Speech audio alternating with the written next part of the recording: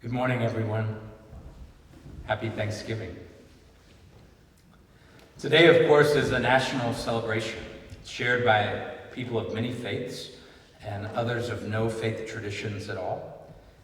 And yet, we would be remiss if we did not acknowledge that the essence of this day, giving thanks, expressing our gratitude, is a foundational part of our tradition.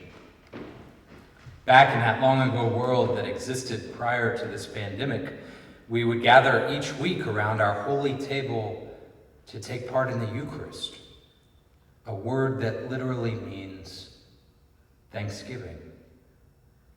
Here in the shadow of our nation's Capitol building, in a time of deep political division nonetheless, people of all ages, races, gender identities, sexual orientations, incomes, political leanings would come together in search for God.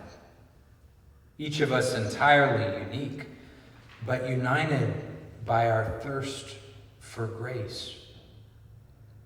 I'm biased, of course, but there's no other meal quite like this one. No other table where there's always room for one more. And while our celebration of the Eucharist looks a bit unconventional in this particular moment, what I can assure you is that God's Spirit is still flowing, always leaving us differently than it finds us. You know, we spend a great deal of our lives climbing and striving and reaching and wanting, but somehow in the mystery of this meal, we're given the opportunity to touch and taste the realization that all we have and all that we are, it belongs to God. Not us. Each of us belongs to God, all of life belongs to God, and none of us are entitled to what it is that we've been given. The best we can do, I think, is to learn to live in a way that is expressive of our gratitude.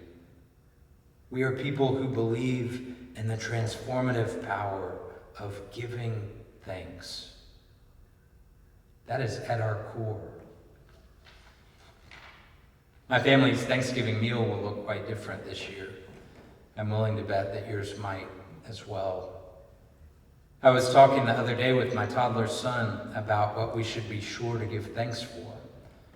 Of course, all the usual suspects made it onto our list.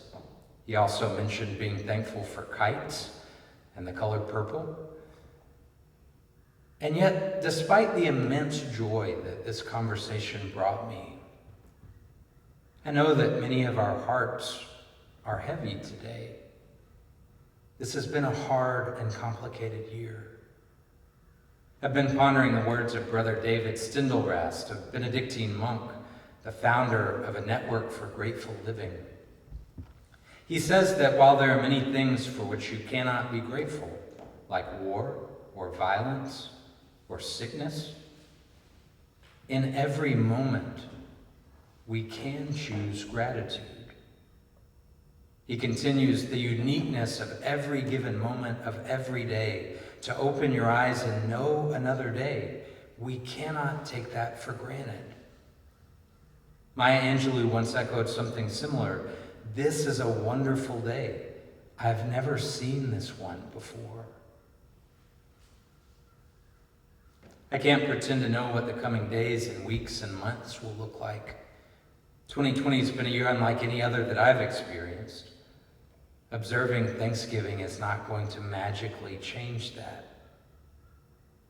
I do believe, however, that learning to give thanks has the power to change us.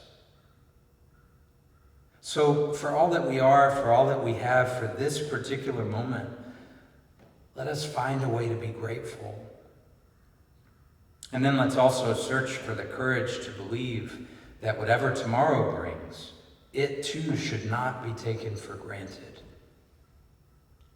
because it too will belong to God.